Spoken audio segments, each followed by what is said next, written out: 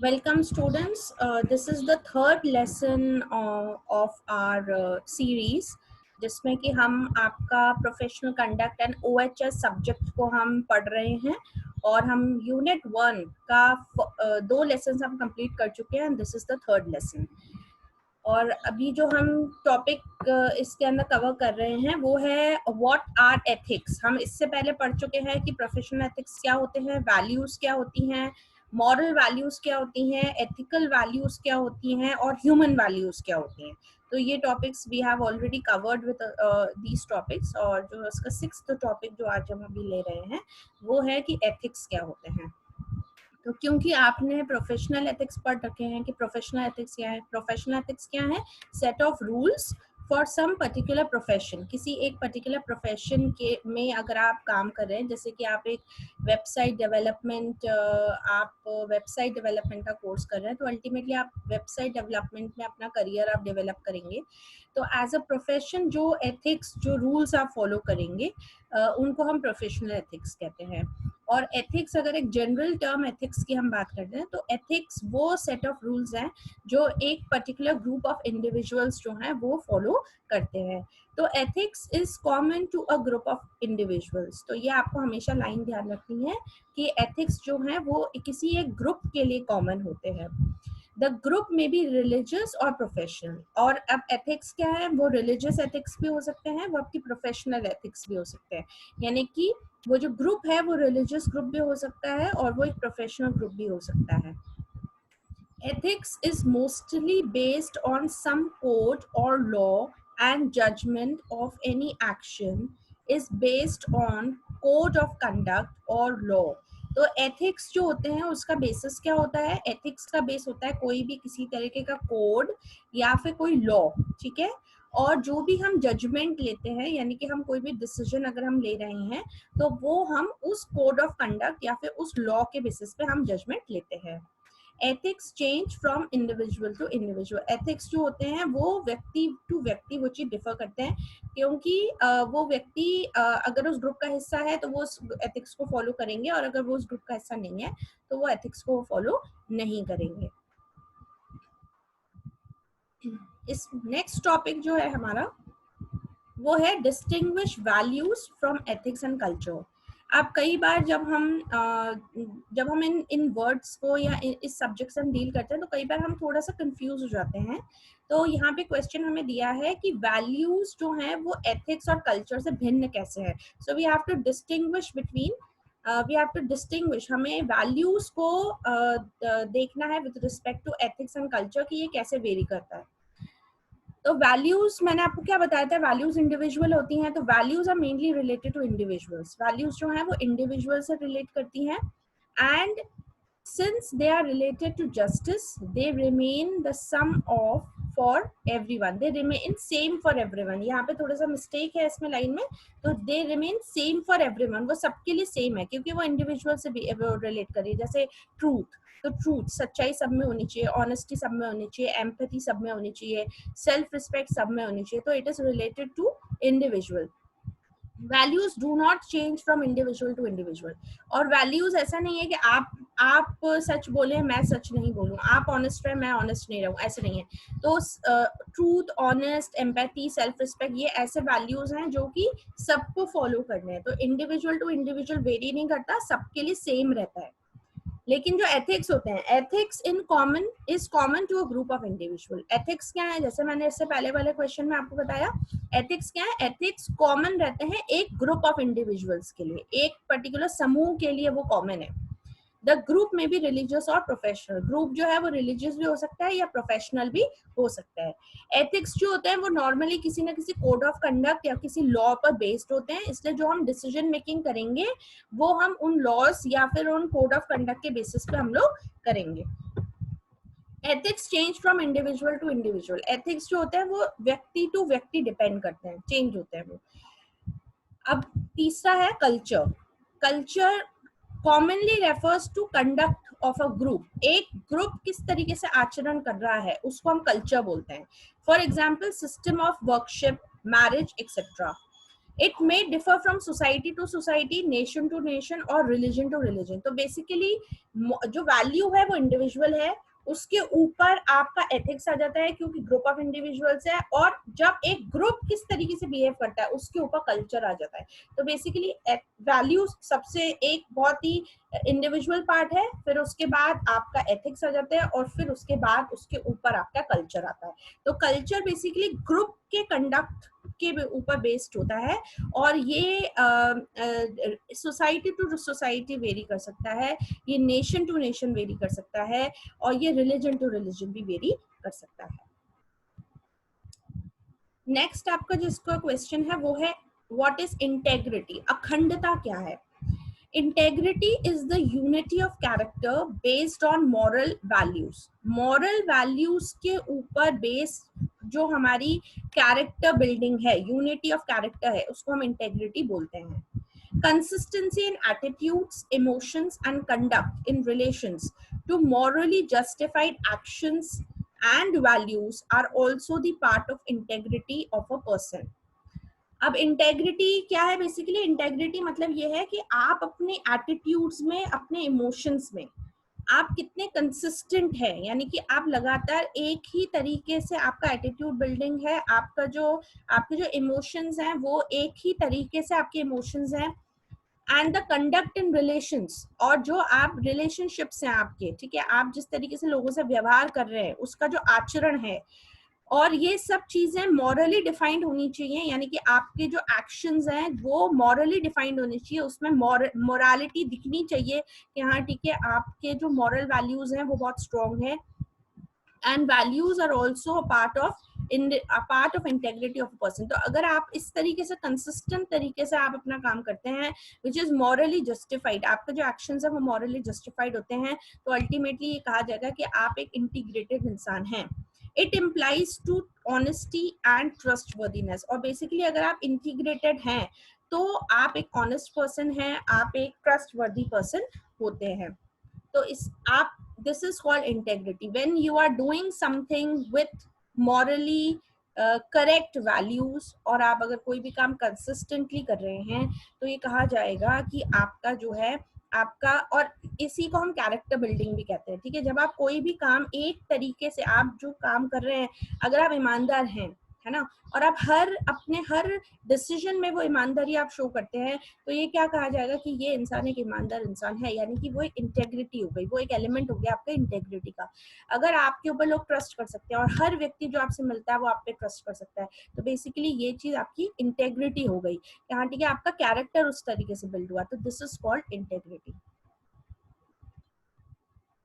Next है आपका work ethics, ठीक है। तो हमने प्रोफेशनल एथिक्स किए हैं, ठीक है, ये है आपका वर्क एथिक्स, ठीक है। A work ethic is a set of moral principles a person uses in their jobs. अब आपको ethics word हमेशा ध्यान रखना है। ethics क्या है? ethics set of rules होते हैं किसी particular group of individuals के लिए। अब जब हम group ethics की, work ethics की अगर हम बात कर रहे हैं, तो work ethic क्या हुए? work यानी कि जो मैं काम कर रहा हूँ उससे संबंधित जो एथिक्स हो गए वो वर्क एथिक्स हो गए, यानी कि जो मैं काम कर रहा हूँ उससे संबंधित जो सेट ऑफ रूल्स हैं जो मुझे फॉलो करने हैं, है ना, तो वो आपके वर्क एथिक्स हो जाते हैं। तो work ethic is a set of moral principles, obviously moral principles हैं ये, ठीक है, ये नैतिक प्रिंसिपल्स हैं, नैतिक सिद्धांत है जो हमें फॉलो करने हैं। A person uses in their jobs, एक पर्सन अपने जॉब में यूज कर रहा है। People who possess a strong work ethic embody certain principles that guide their work behavior, leading them to produce high quality work consistently, and the output motivates them to stay on track. अब ये देखिए, ये क्या कहता है कि कोई भी व्यक्ति जिसके बहुत स्ट्रॉन्ग वर्क एथिक्स होते हैं, यानी कि जो वो काम कर रहा है उससे संबंधित उसके जो सिद्धांत है वो बहुत ज्यादा स्ट्रॉन्ग है, ठीक है, तो वो स्ट्रॉन्ग जो उसके प्रिंसिपल्स हैं वो हमेशा उसको गाइड करेंगे कि वो काम को बेहतर ढंग से करे। उसका जो काम की प्रक्रिया है, उस काम की प्रक्रिया में वर्क बिहेवियर जो है, उसका जो काम करने का उसका व्यवहार है वो स्ट्रॉन्ग बनेगा, जिससे कि वो हाई क्वालिटी वर्क को वो डिफाइन करेगा, उसके काम में मतलब वो क्वालिटी जो है वो आपको दिखाई देगी, एक कंसिस्टेंसी दिखाई देगी उसके काम में। और अल्टीमेटली जब वो काम इतने बेहतर ढंग से करेगा तो वो हमेशा मोटिवेटेड रहेगा अपने काम को बेहतर से बेहतर करने के लिए। तो अल्टीमेटली अगर आपको आपके काम को बेहतर करना है, if you want to be motivated, अगर आपको अपने काम में मोटिवेशन चाहिए, तो आपके वर्क एथिक्स जो है वो बहुत ज्यादा स्ट्रांग होने चाहिए। A good work ethic fuels an individual's needs and goals. It is related to the initiative by a person for the objectives. एक अच्छा वर्क एथिक जो होता है वो फ्यूल करता है। फ्यूल करने का मतलब ये है कि वो नीड्स एंड गोल्स, जो इंडिविजुअल होते हैं उनके नीड्स एंड गोल्स को वो प्रोत्साहित करता है, ठीक है, फ्यूल करता है। वो जैसे गाड़ी होती है तो गाड़ी कब चलेगी, जब उसके ना फ्यूल डालोगे। उसी तरीके से हमारे जो इंडिविजुअल नीड्स और गोल्स होते हैं उनको वो नीड्स और गोल्स कैसे फ्यूल होंगे, आप कैसे मोटिवेटेड होगे, आप कैसे चलोगे। तो गुड वर्क एथिक जो होता है वो एक तरह से फ्यूल का काम करता है हमारी नीड्स और गोल्स के लिए।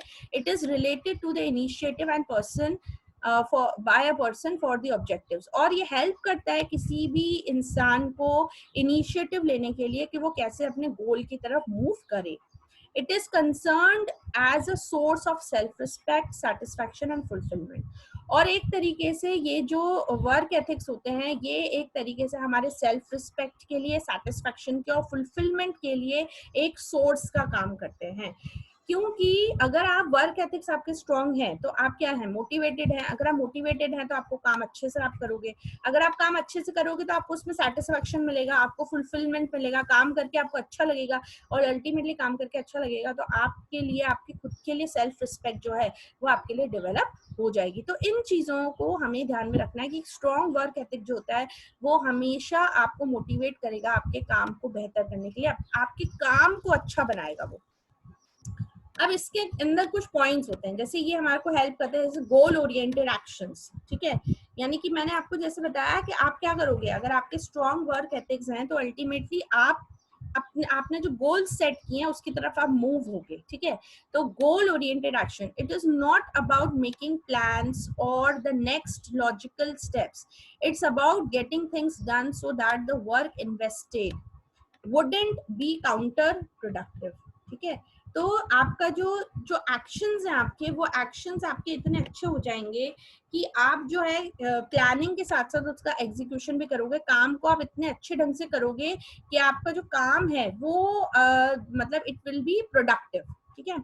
नेक्स्ट है आपका prioritised focus, focusing on qualitative activities that a person is responsible for and in areas where they can make a difference or a high impact based on objectives. तो जब हम काम करते हैं, ठीक है, तो अगर हम किसी भी व्यक्ति के क्वालिटेटिव एक्टिविटीज को अगर हम अप्रिशिएट करते हैं, उसकी क्वालिटी को अगर हम अप्रिशिएट करते हैं, तो वो व्यक्ति जो है वो बेसिकली काम हो तो उसी पेस से रहा है, लेकिन उस काम में अगर हम किसी की क्वालिटेटिव एस्पेक्ट्स को अगर हम ट्रिगर करते हैं तो उससे ज्यादा अच्छा इम्पैक्ट जो है वो हमारे काम पे आता है और अल्टीमेटली हम जो ऑब्जेक्टिव्स अचीव करते हैं वो हम और ज्यादा इफेक्टिवली कर रहे हैं, ठीक है। एक होता है काम हाथ से करना, लेकिन अगर कोई इंसान मोटिवेटेड है, अगर कोई इंसान अंदर से खुश है काम करते हुए, तो वो जो खुशी है उसकी, वो खुशी उसके काम में झलकेगी और उसकी क्वालिटी को इनहेंस करेगी। नेक्स्ट है आपका being available and reliable, spending time on work and building oneself up for the task. अब कई सिचुएशंस ऐसे आती हैं कि अगर कोई बोर व्यक्ति, कोई ऐसा व्यक्ति है जो अपने काम के प्रति इतना ज्यादा सजग नहीं है, तो उससे काम करवाने में आपको तकलीफ आएगी। या सिमिलरली अगर आपका खुद का मन नहीं है काम करने का तो उस काम को आप बेहतर ढंग से नहीं कर पाएंगे। अब जैसे आप लोग पढ़ाई कर रहे हैं, अगर आप पढ़ते समय ये चीज देखेंगे कि पढ़ाई आपकी अल्टीमेटली, ये जो आप पढ़ाई कर रहे हैं भले से इस सब्जेक्ट की या दूसरे सब्जेक्ट्स की, तो अल्टीमेटली वो आपके करियर को बिल्ड कर रहा है। तो अगर आप इस तरीके से सोच के कोई भी पढ़ाई करते हैं तो जो भी आप पढ़ेंगे वो आपको आपको प्रेशर देकर आप उसको नहीं पढ़ना होगा। आप वो अल्टीमेटली वो आपको समझ में भी आएगा, आप उसको समझ भी पाएंगे, आप उसे लिख भी पाएंगे, उस पर काम भी आप कर पाएंगे। लेकिन यही अगर आप बर्डन लेके अगर आप कोई भी काम करेंगे तो वो काम आपके लिए और ज्यादा डिफिकल्ट होता चला जाएगा। ठीक है, तो आप अपने काम के साथ अगर आप अवेलेबल रहते हैं, रिलायबल रहते हैं, यानी कि आपको काम के साथ आपको टाइम स्पेंड करना पड़ेगा। उसी तरीके से जैसे आपको कोई एक लैंग्वेज अगर आप पढ़ रहे हो, आपको नहीं समझ में आ रहा है, तो आपको उसको टाइम देना पड़ेगा, एकदम से चीज आपके दिमाग में नहीं बैठेगी। तो जब आप टाइम देते हैं इस तरीके से अपनी चीजों को, तो अल्टीमेटली आप अवेलेबल हो रहे हैं उस चीज के लिए, आप अपना टाइम दे रहे हैं और वो चीज आपको कंट्रीब्यूट करेगी और वो चीज आपको समझ में आएगी और अच्छा एक रिजल्ट जो है प्रोड्यूस होगा। Conscientiousness, a desire to do a task well, being vigilant and organized। Conscientiousness के साथ हमें काम करना है, हमें जो हम चीज कर रहे हैं उसको हमें चीज को पहले समझना है और उसके बाद हमें प्रॉपर ऑर्गेनाइज होके हमें वो वाला काम करना है। Creating a rewarding routine or system, engaging in tasks that provide strength and energy which can be transferred to your ultimate goals, creating a habit or a habitat for success। जब आप कोई भी काम करते हैं, ठीक है, तो वो रिवॉर्डिंग होना चाहिए। रिवॉर्डिंग का मतलब ये है कि आपको उससे कोई ना कोई रिटर्न मिलना चाहिए। ठीक है, तो आप अपने लिए इस तरीके से एक एनर्जी क्रिएट करें और आप अपने लिए शॉर्ट टर्म गोल्स आप क्रिएट करें, जिससे कि जब आप वो गोल को अचीव करेंगे तो ऑटोमेटिकली वो एक रिवॉर्ड के रूप में आपके पास आएगा। इधर रिवॉर्ड का मतलब मॉनेटरी रिवॉर्ड्स नहीं है, इधर रिवॉर्ड का मतलब ये है कि आपको सेल्फ सेटिस्फैक्शन मिलेगा, सेल्फ आपको खुशी मिलेगी कि आपने जो है ये काम किया और वो काम जो है वो आपके लिए जब वो काम कंप्लीट हुआ तो वो काम आपको एक ऐसा फुलफिलमेंट दे रहा है कि आप आगे आने वाले ऑब्जेक्टिव्स के लिए, आगे आने वाले काम के लिए एक तरीके से मोटिवेटेड है। तो इस तरीके का एक विनिंग एनवायरनमेंट आपको क्रिएट करना पड़ेगा। शॉर्ट टर्म गोल्स आपको आपके लिए सेट करने पड़ेंगे, अपनी टीम के लिए सेट करने पड़ेंगे, जिससे कि हर बार जब एक विक्ट्री आएगी, अब जैसे एक क्रिकेट सीरीज है, टूर्नामेंट है, तो उसमें कैसे हर मैच अपने आप में क्या है, एक सीढ़ी है उस अल्टीमेट फिनाले तक पहुंचने के लिए। तो सिमिलरली इस तरीके से छोटे छोटे स्टेप्स आपको रखने हैं कि पहले लीग मैचेस होंगे, फिर आपके क्वार्टर फाइनल्स हैं, फिर आपके सेमीफाइनल्स हैं और फिर आपके फाइनल्स हैं। सिमिलरली जो बड़ा टास्क है, जो फाइनल टास्क है, उसको आपको छोटे छोटे स्टेप्स में हमें डिवाइड करना है। तो पहले लीग मैचेस जीतनी पड़ेंगे, तो पहले छोटे छोटे टास्क जीतने पड़ेंगे। तो जब ऐसा विनिंग एटीट्यूड हमारे टीम में डेवलप होगा तो क्या होता है, टीम मोटिवेटेड रहती है। तो यही चीज आपको इधर करनी है। Embracing positivism, shape a problem with a statement, good action or problem. For example, I'm tired and it is a time for a workout, leads to good workout, tired। ठीक है, तो कभी भी आपका जो प्रॉब्लम स्टेटमेंट है, मतलब जो आपकी प्रॉब्लम है उसका आपको सोल्यूशन भी आपको निकालना है। जैसे कि इधर दिया गया है एग्जाम्पल कि आई एम टायर्ड, मैं थका हुआ हूँ, and it is a time for a workout. ठीक है, तो ये अब मैं थका हुआ हूँ तो उसका मतलब ये नहीं कि मुझे सो जाना है। ठीक है, मैं थका हुआ हूँ तो मुझे क्या करना है, मुझे वर्कआउट करना है। वर्कआउट करने से क्या होगा, तो थकावट, अब यहाँ पे थकावट का सेंस क्या था, यहाँ पे थकावट का मतलब है जैसे आप काम से करके आए तो आप मेंटली स्ट्रेस्ड है, आपके दिमाग में मेंटली आप स्ट्रेस्ड है। तो उस मेंटल स्ट्रेस को दूर करने के लिए आप क्या कर सकते हैं, you can go for a walk, you can go for some exercise. ठीक है, उससे क्या होगा, उससे ये रहेगा, you can go for some yoga steps. उससे ये होगा कि आप वापस से रिजुविनेट हो गया, वापस से यू विल फील हेल्दियर। ठीक है, तो इस ये जब मैंने सोचा कि हाँ ठीक है मैं थका हुआ हूँ तो मुझे वर्कआउट के लिए जाना चाहिए, it leads to good workout, tired. ठीक है, तो आप ultimately you are getting tired, now you are working out and now you are getting relaxed, you are relaxing yourself by doing that workout.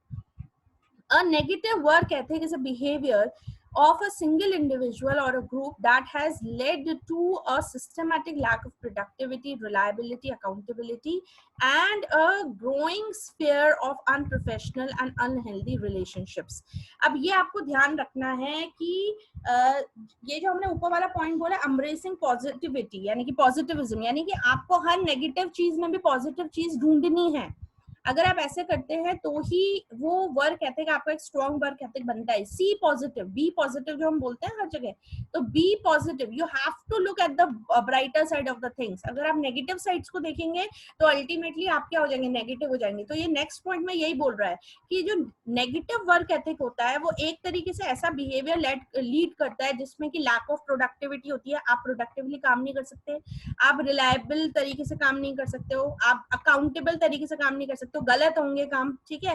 और एक तरीके से एक अनहेल्दी और एक अनप्रोफेशनल रिलेशनशिप्स जो हैं जिसमें कि पॉलिटिक्स है, ठीक है, और मतलब ये जो गलत एनवायरनमेंट है ये इस तरीके से डेवलप होना जो है वो स्टार्ट हो जाता है। तो हमें नेगेटिव वर्क एथिक कहीं पर भी डेवलप नहीं करना चाहिए।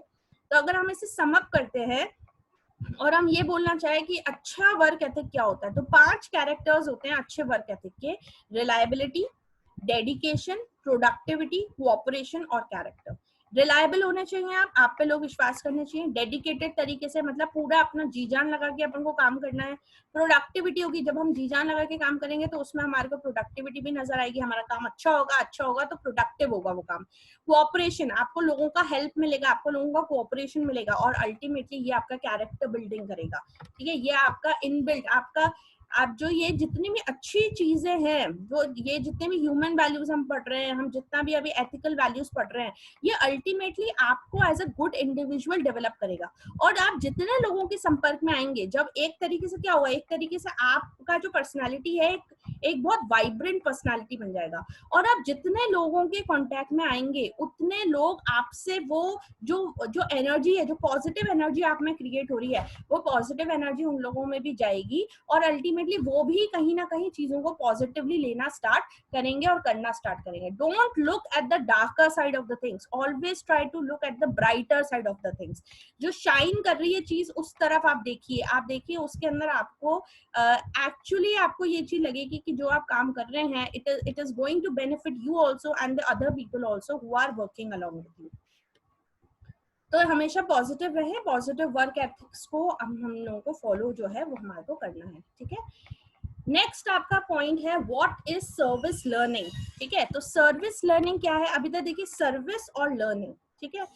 तो हम सर्विस के द्वारा, सेवा के द्वारा हम चीजें सीखें। अब देखिए ये जितनी भी चीजें हम कर रहे हैं ये सब थियोरेटिकल कर रहे हैं, लेकिन यही अगर मैंने आपको एक एक्टिविटी दी है कि आपको हर दिन जैसे आपने एक मूवी देखी होगी, सलमान खान की एक मूवी आई थी जिसमें वो कहता है कि थैंक यू मत बोलो बट यू सर्व 3 पीपल, आप 3 लोगों को आप मदद करो। तो ये है service learning, it is an example. मैंने आपको ये एग्जाम्पल इसलिए दिया because you can easily connect with the things, कि जब आप कोई भी चीज प्रैक्टिकली करते हैं तो वो आपको चीज ज्यादा बेहतर समझ में आती है, ठीक है। ऐसी बहुत सारी हमारी पौराणिक कथाएं भी हैं जिसके अंदर हम जब कोई काम करते हैं, जैसे कि एक बार गांधी जी के पास एक आश्रम में गांधी जी के पास एक मदर आती है, और वो मदर जो है वो उनको ये बोलती हैं कि मेरा जो बेटा है वो बहुत ज्यादा चीनी खाता है, तो आप उसको बोलोगे ये चीनी कम खाए। तो उन्होंने कहा अच्छा ठीक है, तुम एक काम करना, तुम 3 दिन के बाद आना, ठीक है। तो वो लेडी वापस से 3 दिन के बाद अपने बच्चे को लेकर आती है आश्रम में। तो फिर गांधी जी उनको बोलते हैं देखो बेटा ऐसा है कि चीनी खाना अच्छी चीज नहीं है, तो तुम चीनी मत खाया करो। तो वो लेडी उनसे पूछती है कि ये चीज तो आप मुझे 3 दिन पहले भी बोल सकते थे, रीजन क्योंकि आपने इतना ही तो बोला उसको कि हाँ ठीक है तुम चीनी मत खाया करो। तो उन्होंने कहा नहीं, मैं ऐसा बोल नहीं सकता था, उसका रीजन है क्योंकि मैं तब जब 3 दिन पहले आप आए थे, आपने जब मुझे ये चीज बोली तो मैं खुद भी चीनी खाता था, तो पहले मैंने वो 3 दिन चीनी बंद करी खाना, उसके बाद अब मैं उसको बोल सकता हूँ। यानी कि जब आप कोई भी चीज, अब ये सीखने का प्रोसेस है, तो जब हम कोई भी चीज प्रैक्टिस करते हैं तो हमारे को वो चीज ज्यादा अच्छी समझ में आती है, उसके लेसन हमें ज्यादा अच्छे समझ में आते हैं। तो service learning refers to learning that actively involves students in a wide range of experiences. अब जैसे आप लोग, जैसे अभी गर्मी है ना, तो गर्मी है तो अब हमारे उसमें क्या होना चाहिए, बर्ड्स और इनके प्रति हमें प्यार की भावना है, ठीक है। तो हम क्या करते हैं, हम पानी रखते हैं उन लोगों के लिए, ठीक है। हम है ना उन लोगों के लिए दाना रखते हैं हम, ठीक है। हमारे जैसे हिंदू संस्कृति में ये चीज रहती है कि जो पहली रोटी हम निकालते हैं वो हम हमेशा गाय के लिए निकालते हैं। और जो हमारे जानवर वगैरह होते हैं उनके लिए भी हम लोग रोटी हम लोग बनाते हैं, जिससे कि जो रोड साइड एनिमल्स हैं उन लोगों के लिए हम सर्विस देते हैं।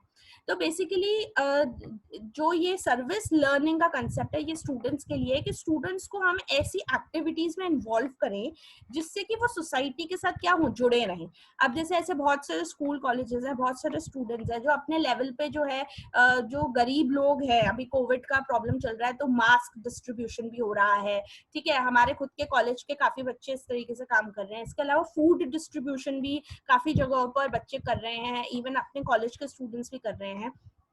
तो ये सारी जो एक्टिविटीज हैं, इवन जैसे अब आपकी ऑनलाइन क्लासेस चल रही हैं, तो जो स्टूडेंट्स, अब जैसे बीवॉक का जो सिलेबस है, बीवॉक का सिलेबस आप भी पढ़ रहे हैं, दूसरे बच्चे भी पढ़ रहे हैं, तो ये जितने भी अभी इंजीनियरिंग के भी हमारे लेक्चर्स अपलोड हो रहे हैं, तो ये जितनी भी चीजें हम कर रहे हैं उससे क्या हो रहा है, सोसाइटी का बेनिफिट हो रहा है। तो स्टूडेंट्स जो हैं वो आए और स्टूडेंट्स को हम ऐसी एक्टिविटीज में इन्वॉल्व करें जिससे कि वो कोई भी काम करके और फिर वो उस चीज का वो देखें उसका रिजल्ट, कि अल्टीमेटली उन्होंने जो ये सब चीजें करी हैं उससे अल्टीमेटली क्या हो रहा है, अल्टीमेटली सोसाइटी का बेनिफिट हो रहा है, ठीक है, which often benefit others in the society while also advancing the goals of the given curriculum। तो ये एक्टिविटीज करके वो सोसाइटी के तो बेनिफिट करे ही करे, साथ साथ उनका जो करिकुलम है वो भी कंप्लीट जो है वो हो रहा है। Community based service activities are paired with structured preparation and student reflection। What is unique about service learning is that it offers direct application of theoretical models। तो service application में जो theoretical models है, जो हम आपको theory में समझाते हैं, उसको हम practically apply करने की कोशिश करते हैं। और जब हम उसको practically apply करते हैं तो आप करके सीखते हैं, आपने किया और फिर आपने सीखा, और जब आपने सीखा तो ultimately आपका character building भी हुआ, society को भी benefit हुआ, और आपका curriculum यानी कि आपका subject जो है वो भी complete हो रहा है। Proponents of academic service learning feel that the real world application of classroom knowledge in the community setting allows students to synthesize course material in more meaningful ways। तो इस तरीके से जब हम क्लासरूम टीचिंग्स को, क्लासरूम नॉलेज को जब हम सोसाइटी लेवल पे लेकर जाते हैं तो अल्टीमेटली हमारा जो कोर्स करिकुलम होता है वो ज्यादा मीनिंगफुल हो जाता है। Common goals achieved by service learning include gaining a deeper understanding of the course या curriculum content, a broader appreciation of the discipline and an enhanced sense of civic responsibility। तो जो common goals हम achieve करते हैं, जैसे बहुत सारे ऐसे एक्टिविटीज होती हैं जिनमें कि बहुत सारे लोग आपस में जुड़ते हैं, तो जो कॉमन गोल्स होते हैं इससे हमारी ये कोर्स की डीपर अंडरस्टैंडिंग हमें बनती है कि क्यों हमें सब्जेक्ट दिया गया। अब जैसे ये सब्जेक्ट मैंने आपको दिया है, ये सब्जेक्ट मैं आपको पढ़ा रही हूँ, अगर आप मेरे द्वारा पढ़ाई गए इन चीजों को फॉलो करते हैं, अगर आप ये सोचेंगे हाँ ठीक है आज के बाद मैं झूठ नहीं बोलूंगा, मैं सच बोलूंगा, या मैं ऑनेस्टी से काम करूंगा, या मैं अपने प्रोमिसेस नहीं तोड़ूंगा, अगर आप इस चीज को अपने आप में इम्प्लीमेंट करेंगे तो आप उसका रिफ्लेक्शन अपने कैरेक्टर में देखेंगे और अल्टीमेटली आप इस सब्जेक्ट को ज्यादा बेहतर ढंग से समझ पाएंगे। And a broader appreciation of discipline and enhanced sense of civic responsibility। और ultimately आप अब ज्यादा रिस्पॉन्सिबल और ज्यादा डिसिप्लिन पर्सनालिटी के रूप में जो है वो आप अपने आप को देखते हैं। तो जो आपकी सर्विस लर्निंग है वो बहुत इंपॉर्टेंट है। सर्विस लर्निंग इज कि कोई काम करो, कोई सर्विस करो, कोई सेवा करो, और उस सेवा करने से आप उस कंसेप्ट को ज्यादा बेटर लर्न कर पा रहे हो। नेक्स्ट आपका टॉपिक है सिविक वर्च्यूज। नागरिक गुण क्या होते हैं, सिविक वर्च्यूज क्या होते हैं। Civic virtue is the harvesting of habits important for the success of the community. यानी कि किसी भी कम्युनिटी, किसी भी समाज की, समुदाय की अगर हमारे को सक्सेस चाहिए तो हमें उसमें रहने वाले जो नागरिक हैं उनको हमारे को कुछ ऐसे हैबिट्स उनमें इनकलकेट करने पड़ेंगे जिससे कि उस समुदाय का जो है वो कल्याण हो रहा है, ठीक है। Closely linked to the concept of citizenship, civic virtue is often conceived as the dedication of citizens to the common welfare of the society, even at the cost of the individual interests। अगर मतलब ये जो civic virtue वाला जो concept है ये citizenship यानी कि नागरिकता से बहुत ही क्लोजली रिलेटेड है। सिविक वर्च्यूज जो होते हैं वो बेसिकली डेडिकेशन, मतलब सिविक वर्च्यूज ऐसे ऐसे कैरेक्टर्स होते हैं या ऐसी हैबिट्स होती हैं जो कि नागरिक में होनी चाहिए, जिससे कि वो हम एक कॉमन वेलफेयर की तरफ हम मूव कर रहे हैं। और जब हम एक कॉमन वेलफेयर की तरफ मूव करते हैं, भले से आपके जो इंटरेस्ट है, आपके जो इंडिविजुअल इंटरेस्ट है, वो उनका भी अगर आप कहीं ना कहीं अगर आपको उनको भी दबाना पड़ रहा है तो आप वो दबाएंगे, लेकिन अल्टीमेटली आप वो क्यों दबा रहे हैं? जिससे कि पूरी सोसाइटी का बेनिफिट हो रहा है।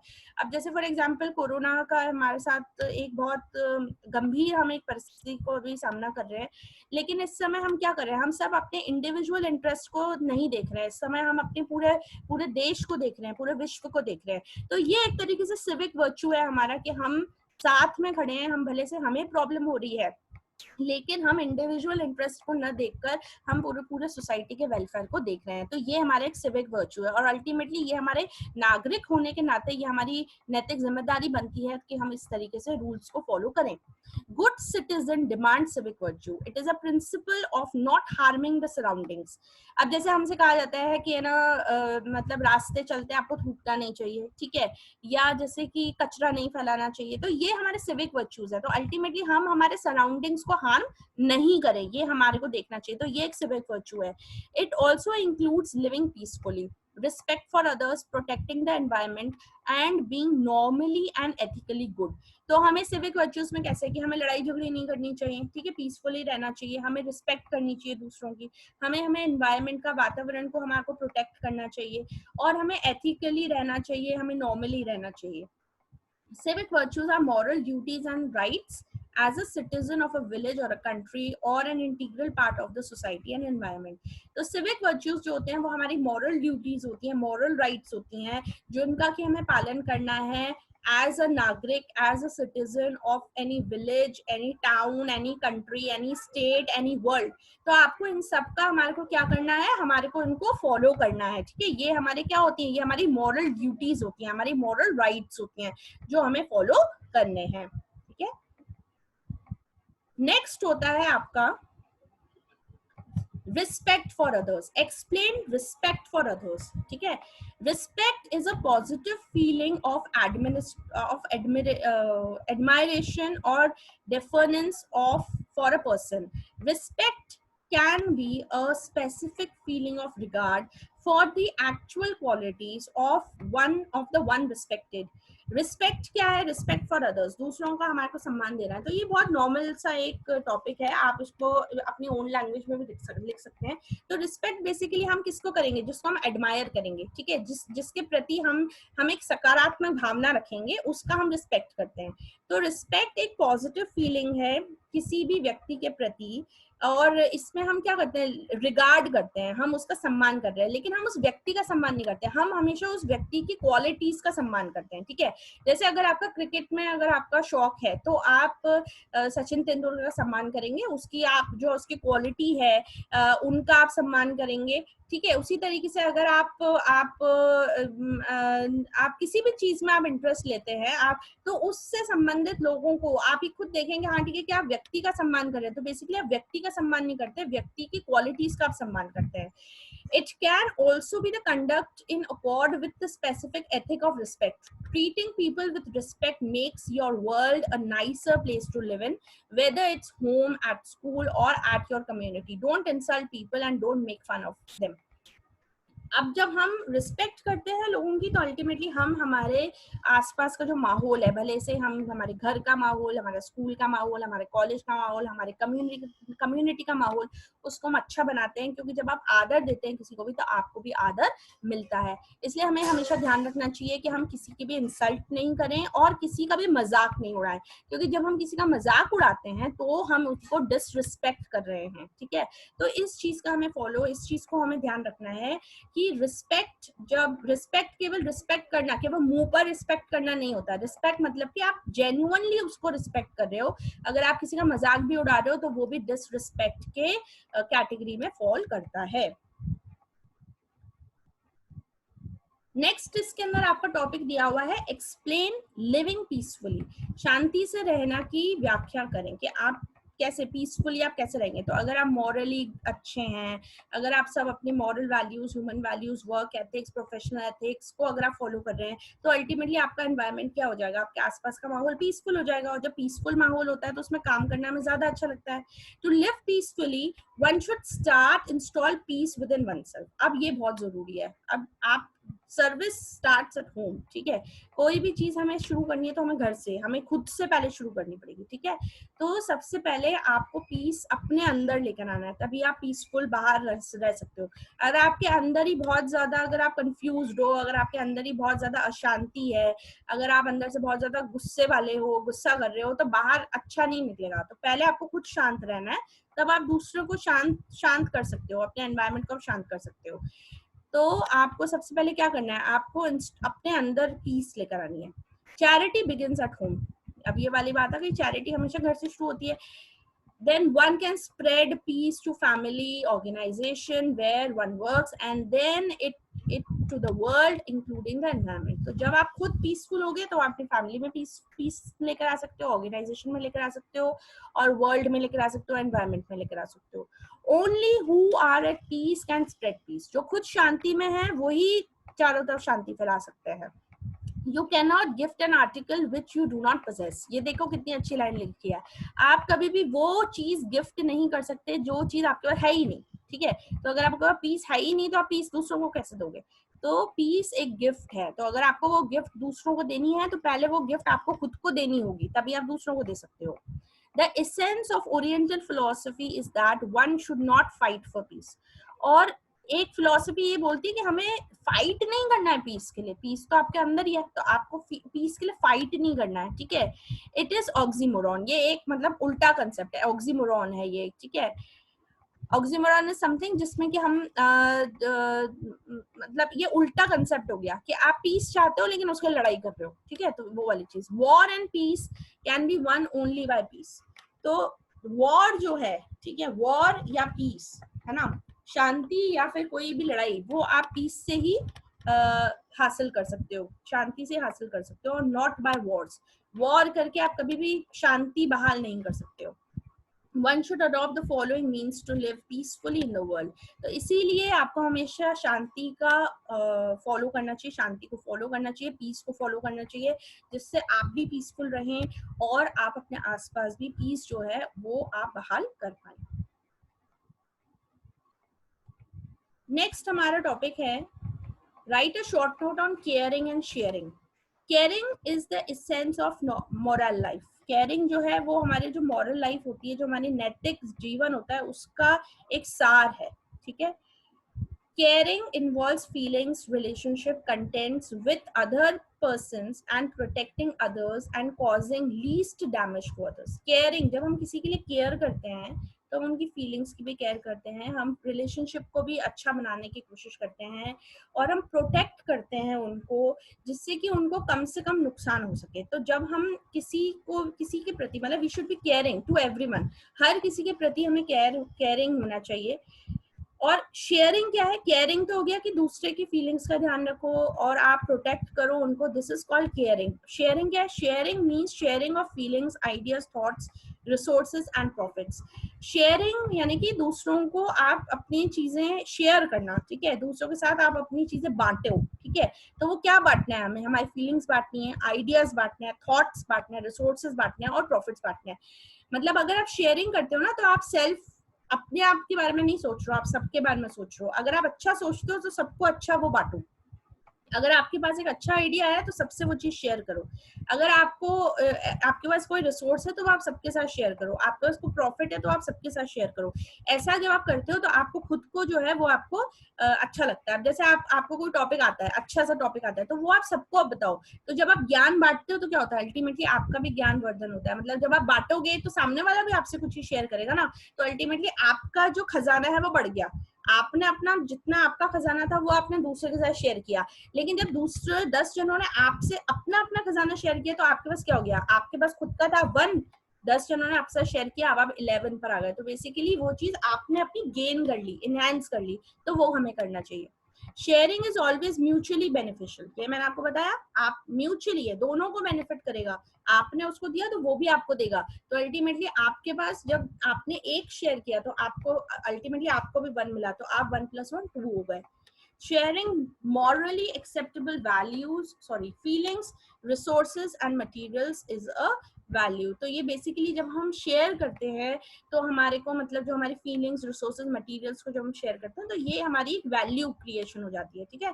तो केयरिंग इज दूसरों की भावनाओं का ध्यान रखना, और शेयरिंग इज कि हम उनको शेयर कर रहे हैं, हम उनके साथ चीजों को बांट रहे हैं। नेक्स्ट है आपका honesty. What is honesty? Any human being should imbibe honesty. Honesty in arts, honesty in speech, honesty in beliefs. Her human being को अपने काम में ईमानदारी लेकर आनी चाहिए। अब वो ईमानदारी आपके एक्शन में हो, एक्शंस में हो, या आपकी स्पीच में हो जो आप बोल रहे हैं उसमें हो, या आपकी बिलीव्स में जो आप सोचते हैं, जो आपकी मान्यताएं हैं, उसके अंदर आपको ईमानदार होना पड़ेगा। Honesty is a fundamental virtue in human relationship, even though it may be difficult to follow sometimes. और ऑनेस्टी जो है वो हमारे लिए एक फंडामेंटल वर्च्यू है, फंडामेंटल कैरेक्टर है जो हमारे को फॉलो करना है। और मेनी टाइम्स ऐसा होता है कि ऑनेस्टी हम फॉलो नहीं कर पाते हैं, हमें लगता है हम इस सिचुएशन में हम ऑनेस्ट नहीं हो पाएंगे, लेकिन फिर भी हमें कोशिश करनी चाहिए कि हम ऑनेस्टी से हम काम जो है वो हम करें, in spite of the fact कि हमें ऐसा लग रहा है कि ऑनेस्टी हमारे लिए हम it is not that easy for us to follow that. और इस यूनिट का लास्ट टॉपिक है हमारा courage. Courage as a value. What is courage as a value? तो करेज मतलब साहस। तो courage implies self respect and governs confrontations with darker and risk, ठीक है। तो करेज बेसिकली क्या है? करेज है हमारा साहस। साहस किसके लिए? हमारे स्वाभिमान के लिए। और कई बार जब डेंजर होता है, रिस्क होता है, तो उस सिचुएशन में भी हम करेज के साथ हम अगर उसका फॉलो करते हैं, उसको हम अगर फेस करते हैं, तो हम उस सिचुएशन को विन कर सकते हैं। It is not excessive rashes और cowardice, but it is the middle ground. Taking calculated risk and boldness and facing crisis are the hallmarks of courage as a human value. तो हमें जब हम करेज ले रहे हैं, जब हम करेज के साथ जब हम काम कर रहे हैं, तो बेसिकली हमारे को क्या करना है कि हमें चीजों को कैलकुलेट करना है कि कितना रिस्क है, कितना इसको किस तरीके से मुझे फेस करना है, ठीक है। प्रॉब्लम्स को मुझे कैसे फेस करना है, बोल्डली मुझे फेस करना है। तो ये जब एलिमेंट्स होते हैं, जब हम रिस्क को कैलकुलेट करते हैं, हम उसको बोल्डली फेस करते हैं, तो एक तरीके से हम एक अपना ह्यूमन वैल्यू डेवलप कर रहे हैं जिसको हम करेज बोलते हैं। It defines the mental makeup of an individual in taking bold decisions even under adverse situations.